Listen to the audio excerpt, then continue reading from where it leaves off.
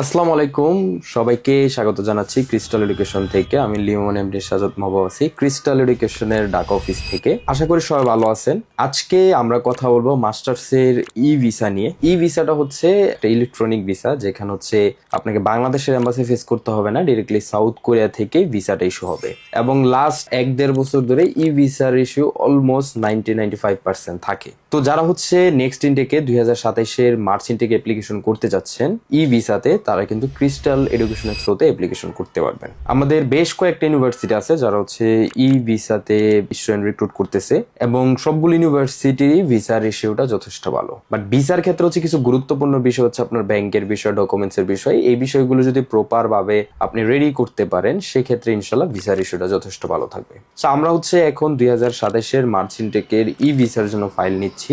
So যারা interested আছেন, খুব দ্রুত ক্রিস্টাল এডুকেশনের সাথে যোগাযোগ করবেন। সবাই ভালো থাকবেন। আসসালামু আলাইকুম।